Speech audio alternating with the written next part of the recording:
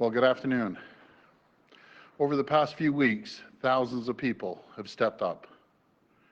This crisis has brought out the best in all of us.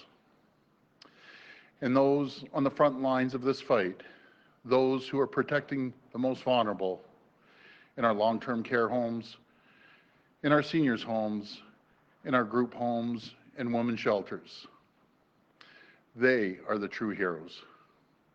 And in recent weeks, we've done everything we can to get more resources to help these heroes. We've been working hard to get more boots on the ground where they're needed most. We've been working with our hospitals, our volunteer groups, and our men and women in uniform to get more support where it's needed. And now we're getting even more partners in this fight. We recently passed an emergency order to allow education workers, including custodians, cleaners, education assistants, social workers, and administrative staff to volunteer in the fight against COVID-19 and support our frontline workers. We put out a call to our education workers to come to the aid of our hospital staff, our long-term care homes, our retirement homes and group homes, our homeless shelters and women's shelters, and other congregate care facilities. And our friends, the response has been overwhelming. Our school boards, our trustee associations, and union representatives have all come together to support this framework. They're working with us to redeploy education workers who are not currently involved with at-home learning. They're working with us to get these workers into the fight against COVID-19. I want to thank our incredible, and I say incredible, education workers for their leadership. They're absolute champions. You're setting a great example for others to follow. My friends, this period has been difficult for all of us, but through it all, what keeps me going, what has been inspiring to see is people stepping up. People from every walk of life, from every corner of this province, looking out for each other and doing their part in this fight. And this, the Ontario spirit, is what will get us through this. Thank you, and God bless the people of Ontario. Now, I'll send it over to Minister Lecce. Thank you. Well, good afternoon. The COVID-19 outbreak has been a difficult time for all Ontarians. But as Minister of Education, I can tell you that this crisis has also brought out the best in many students, in many educators and staff, and in all of our communities. In this moment of adversity, we are reminded by the overwhelming spirit, the resolve and grit of the people of this province to persevere. My colleagues, Dr. Marilee Fullerton, Ontario's Minister of Long-Term Care, and the Deputy Premier and Minister of Health, Christine Elliott, have made clear the continued staffing challenges during COVID-19, a challenge for this province and respectfully a challenge for all provinces within our country. We need people to step up and continue to step up in a big way, to be brave, to be compassionate, and to serve. And that is why we are here today. Following constructive and intensive negotiations, I'm pleased to announce that the government, in partnership with federations and school boards, have agreed on a framework that will enable the voluntary redeployment of staff within the education sector to assist our most vulnerable. Voluntarily redeploying staff from our schools into long-term care homes and seniors' homes, women's shelter, abuse centers, to provide the care these public servants demonstrate each and every day in their careers. Available positions could include custodial or maintenance roles, children and youth service workers, social workers, and educational assistants, among others. And we're asking all of them to consider, knowing that they will be fully trained, that they'll be provided with PPE, and that they will continue to maintain their employment relationship with the school board. I'm also excited to report that the first redeployment is currently underway in the province of Ontario. As we speak, QP education workers have voluntarily stepped up with their local school board to help in hospitals in Kenora. We are all grateful. Nous sommes reconnaissants. This week, the government will be launching a portal for education workers to submit their interests in concert with their local board. The portal will match their skill set with opportunities within their communities. And I want to just build on the Premier's point and on the Deputy Premier, to just express our sincere appreciation to the Ministry's many partners for making this framework agreement possible. And I believe it will help save lives. Thank you. We'll go to the phone line for questions. Just a reminder, one question, one follow-up, please. First question. Your first question comes from Cynthia Mulligan with City TV. Please go ahead. Hi, Premier. Cynthia. Today, your government said that it has an emergency order so that it can take control of long-term care homes that are struggling with COVID-19. My question to you is, why has it taken your government so long to issue this order when BC did it right out of the gate? And it seems that your government has been slow to respond at every turn to this crisis. Well, we're going to respectfully disagree about slow to respond. We're responding rapidly day by day and through the advice of our Chief Medical Officer. But to answer your question, I'll pass it over to the Minister of Health. Thank you. Hi, Cynthia. We're taking this action today because up until now it really hasn't been necessary. We've had incredible cooperation with hospitals, with long-term care homes, and with public health units. We've had hospitals go in willingly with the consent of the management of the long-term care homes to provide assistance and in some cases to provide some supervision. So the making of this emergency order doesn't mean that we're going to do anything with it right now. It's just a tool in our toolbox to use if we need it so that we can move in rapidly if there's some care homes that continue to have problems and are resistant to having any assistance. Then we know that we will be able to get in there quickly because we want to save lives. It's going to be important for us to move quickly to help care for these very vulnerable populations. So it's happening naturally, but if we need it to happen quickly in a situation that's very dire for the residents of these homes, that's going to be a tool that we'll be able to use right away. Thank you. My next question is for Education Minister Stephen Lecce. Hi, Minister. It seems if care custodians and other staff are being deployed to long-term care homes, that they wouldn't be around to potentially open schools in June if that was going to be your order. Can we read into this that schools will not be resuming come June? No, thank you for the question. I wouldn't read into that at all. I mean, the government is going to be making that decision known following the advice of Dr. Williams, the Chief Medical Officer of Health. I'll be reaching out to the leadership of Sick Kids this week to get more perspective on the way forward. But the Premier, I think, has been extremely clear and unequivocal. Safety is this government's guiding principle. Given that we closed schools, the first in this country, that's going to inform the next step with respect to the remainder of the school for this year. This redeployment is voluntarily. It can be terminated at any point by the employee or the employer. There's latitude given there. And they know for many of these workers, some of them could have been laid off, vocational teachers, some of them could be staff that are underemployed and seek additional employment. So this is a choice they will make.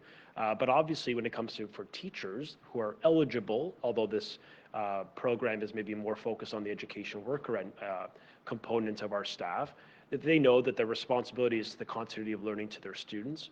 But we're encouraging folks to step up. And for those that can, they should. Because as we see in Kenora, there's a great amount of work being done by QP staff within a hospital, within hospitals in that community. And that work is, I think, making a difference. And so we think this is absolutely manageable. And we just want to get more Ontario public servants into these homes and centers to provide the care that these citizens deserve. Next question. Your next question comes from Sean Jeffords with the Canadian Press. Please go ahead. Hi, Sean. Good afternoon, Premier Ford. This question might actually be better answered by the Minister of Health. Great. Minister, you just said a minute ago that this is another tool in the toolbox, this order that was issued this morning in regards to long-term care homes, and it will only be used if homes are resistant to receiving help from the government. I'm wondering if you are receiving, maybe a lack of cooperation in some parts of the sector or from some of these homes, and if there has been resistance to some orders from the government from long-term care homes thus far. I would say that overall, the level of cooperation has been terrific, that the long-term care homes have seen an increased reduction in staff. Some of them have become ill themselves. Some of them, because of COVID-19, have gone away temporarily, but their cooperation with particularly hospitals coming in to help them has been great, and working with the public health units. However, that being said, if there are situations where it looks that they are going to need help and they are resisting help, we do need to have the ability to go in there quickly, because we know that the situation for residents can deteriorate very quickly. We need to make sure that there will be staff there to feed the residents, to help them make sure that they're hydrated, make sure that their basic hygiene needs are being attended to. So this is something that we have to be proactive. Should we need it, we will use it. But so far, there has been great cooperation, and it's our expectation that that will continue. Next question. And Oh, sorry. Minister, by way of follow-up, the order also states that it can the government could place a corporation in charge of some of these homes. I'm wondering, given the questions that have arisen throughout the pandemic about the role of for-profit homes and corporations in this sector, why the government would choose to word that order this way and potentially place homes in the care of more of these corporations. Actually, what we would anticipate is that there would be more hospital involvement with long-term care homes. A hospital is a corporation as well, and so while that has happened in many cases voluntarily, hospitals have agreed to come forward and provide support to long-term care homes. That is the kind of corporation that we would anticipate would likely be involved should we need to move forward with this order. Next question. Your next question comes from Christine Elliott with CP24. Please go ahead. Hi, Premier. Hi, Minister. Premier, wanted to ask you about this report that likely effective this weekend. Golf courses will open, marinas, private parks and campgrounds, and that there'll be a loosening of restrictions for off-leash parks. Is that accurate? And if so, when will it be implemented? Well, what I can tell you, Christina, we're putting guidelines together for areas of the population and companies and stakeholders to get ready. We aren't at stage one quite yet, but we're asking people to get ready for stage one. Follow up. Okay, thank you, Premier. My next question is for the Education Minister. Minister, you're aware, of course, of this motion from the TDSB in which they're requesting funding to help with the cost associated with remote learning, purchasing iPads, purchasing Chromebooks. They're seeking funding from the province to essentially backfill their budgets because they've had to use their budget to pay for these items due to COVID-19. Is that something you will support or help the TDSB with and other school boards who make this request? Yeah, first off, I just want to acknowledge the work that is being done in school boards across Ontario. These folks have worked very hard in the administration to really help transform learning in this during this outbreak by moving it digitally, and there's millions of students are benefiting from your leadership and your hard work, and so thank you to everyone involved. I obviously appreciate that during a closure period, both things could be true. You could realize savings during that period, and there also could be new costs coming online, especially as we look to prepare for the reopening of school for sure in September. And so we're going to continue to have open discussions and meaningful dialogue with our school boards, with our educators, with our parents who have, I think, borne so much of the responsibility over the past weeks. We want them all, and students as well, to have a say. But I guess what I can commit to today is that the Premier has been clear. We will do whatever it takes to ensure the safety of our people. Our kids come first. These are vulnerable segments of our population.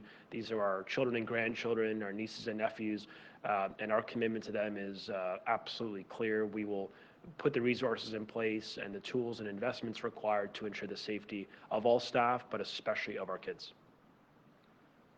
Next question. Your next question comes from Colin DeMello with CTV News. Please go ahead. Hi there. Good afternoon, Premier. I just had a question about stage 1 and when we can actually enter it. The Chief Medical Officer of Health said yesterday that he doesn't feel like Ontario has met the threshold to actually enter stage 1. There also seems to be a bit of a disconnect between what Cabinet wants and what public health officials want. So I'm just curious in terms of who gets the final say on reopening the economy. Is that going to be you, or is that going to be Dr. Williams? Well, we always follow the advice from the Chief Medical Officer and the health team before we move forward, and there's always proposals. But these are strictly guidelines that are coming out, and just getting people ready for the next stage, which will be stage 1. We aren't quite there yet, but at least it gives people to prep, time to prep, and companies to prep, and stakeholders to prep. So when we roll out stage 1, but we always listen to the advice of the health table. Okay, and just to follow up on that, Premier, a lot of people are wondering whether your government actually has a plan here, or whether you're kind of figuring things out as you go along. Is there a whiteboard somewhere in your office, or maybe in this government, that actually has a detailed plan to reopen the Ontario economy with some firm dates attached? Again, we have a very detailed plan from stage 1, 2, 3, and moving forward from there. Very detailed and very vetted by many people. But to forecast where we're going to be in stage 3, it just wouldn't be realistic. I don't think Dr. Williams could tell you. I could tell you, but as soon as we find out, we'll let the people know. But it all depends on the numbers. If the numbers are going down and we see a downward trend, not just for a few days, but over a couple of weeks, then we'll be able to make a move. But just to reconfirm, we take the advice off the medical team. Next question. Your next question comes from Robert Benzie with the Toronto Star. Please go ahead. Hi, Robert. Hi, Premier. Yesterday you were saying that you hoped by this weekend perhaps all of the long-term care testing would have been done. So I'm just wondering, when will more random and widespread testing begin, outside of the congregate living settings? Yeah, I'm confident it will get done, but I'm going to pass this over to the Minister. Thank you. Hi, Rob. The testing in long-term care homes is going very well. We anticipate it will be completed within the next few days. A number of homes have already completed 100% of their testing, and we're well on the way to getting to the rest of the homes as well. So that's going well, but with respect to testing more in the general population, we will be rolling out a plan with respect to that very soon, because it's going to be really important as we open up parts of our economy that we do that surveillance testing in the community, so we understand what the health impacts are. If there's any concerns with what has been moving forward with, we'll need to stop, reassess, and make changes from there. But you're absolutely right, the surveillance testing in the general community is really important as we loosen the bounds that have held back our economy. So we need to make sure that they work one with the other. Thanks. And back to the Premier, we're hearing from the TTC that they're facing a $520 million shortfall by Labor Day, and won't be able to continue operations without federal or provincial support. The federal government is saying it's a provincial jurisdiction, so I'm just wondering, is the provincial government going to come forward with some kind of a bailout to help the TTC? Well, we're looking at that, Robert. I had a meeting this morning with our team, also had an in-depth conversation with the Minister of Municipal Affairs. They're going to need our support, and we're going to be there. We're going to be at the table, but we can't do it alone. We need the federal government to support us. Just too big of a ticket, and I'm sure we'll be mentioning this on our weekly call with the other premiers as well, because it's very concerning. But we will be at the table for the municipalities. To what degree, we'll have to wait and see what the federal government comes up with, because it's going to be a big ticket. Next question. Your next question comes from Julianne Lemorex with Radio Canada. Please go ahead. Yes, good afternoon, Premier. While we're preparing to reopen parts of our economy, are you going to ask Ontarians to wear a mask in public, or in all circumstances, or in certain circumstances? And can you make it mandatory? Well, right now, what I'd like to do is, when possible, you could wear a mask or a face covering, the minimum, but I'm going to pass it over to the Minister of Health. Thank you. Well, thank you. Our Chief Medical Officer of Health has recently released some guidelines for us to follow as we start reopening the economy. And what he has suggested is that if you're going to be in a situation where physical distancing is not going to be possible, and that may be in public transit, it may be in other circumstances, he would recommend that you wear a mask because it may not protect you from receiving COVID-19, but it will protect others from you, so that we want to make sure that we keep everybody as safe and as healthy as possible. So where physical distancing is not going to work, then yes, he would recommend a mask. And as a follow-up, I would ask a question to Minister Lecce. Minister, your government has said that providing daycare will go hand in hand with parents going back to work, but at what phase of the plan to reopen the economy will daycare reopen? So at what stage of the reopening of the economy? You know, we appreciate full well the importance of childcare and daycare to get parents back into the labor market, get them working. We hear families loud and clear.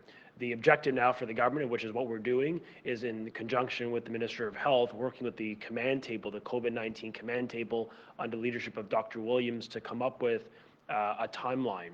And so the government's aim, the Premier, I think, made this clear some days ago, we want to provide that certainty, get that out to you once we have the plan endorsed by the Chief Medical Officer, and once that updated modeling can inform our next step. I guess what I can affirm to you is that we'll get that out in short order. Premier's been very clear that he wants to provide that certainty to parents in the labor market, to employers, and to communities. So we're going to do that, but I just want to make clear that all of our determinations for childcare, for licensed childcare, of course for schools, will be premised on the health and safety of our kids and of course on our staff. Last question. Your next question comes from Jacob Cape with Global News. Please go ahead. Hi, Jacob. Hi, Premier. Hi. The Prime Minister has indicated strongly that the Canada-U.S. border will likely remain closed to non-essential travel. President Trump, as you know, has indicated he would like to see trade resume sooner rather than later. Where does Ontario stand, and do you think the border needs to remain closed, and for how long? Well, I want to keep it closed. I made it very clear on the call with the premiers and the Prime Minister. We need it closed. Now that excludes the trade back and forth. That's still moving back and forth. That's critical. But right now, and I always say we love our American neighbors to the south, but right now we're going to have to keep the borders closed, especially just for visits and that. We just can't risk it. And when the time comes, when we get clearance from our Chief Medical Officer and the health table, then we'll open our arms and welcome everyone around the world, but not right now. We cannot chance it. Follow up. Yeah, my next question is actually for Minister Lecce. Yep. The Premier said earlier this week that you would have an update on what's in store for the rest of the school year. Can parents expect an update this week? And if not, how come? Parents could absolutely expect an outcome. We plan to do this by early next week, and really the reason why is because we're looking to updated modeling from the Chief Medical Officer of Health and the command table. You know, I just want to say I appreciate for parents out there, for educators, for the kids, that they want to know the plan, and they deserve to know the plan. The Premier, I think, has been unequivocal in getting it out. But our duty is to make sure we land in a place that is consistent with the values, I think, of families in this province, which is safety must come first. So we're doing that in real time. I'll also be informed by advice from other leaders when it comes to medical leaders when it comes to kids, including the leadership team of Sick Kids will provide perspective as well, among other inputs that we're seeking to make sure we get the right decision. But we can confirm that by early next week, that plan will be communicated to the public transparently. And we'll let you know both the decision for June as well as the intention to scale up in a significant way our learning program for the summer to keep our kids engaged in the curriculum and ultimately to mitigate from learning loss. Thank you, everyone. That's all the time we have for today. Great. Thanks, everyone.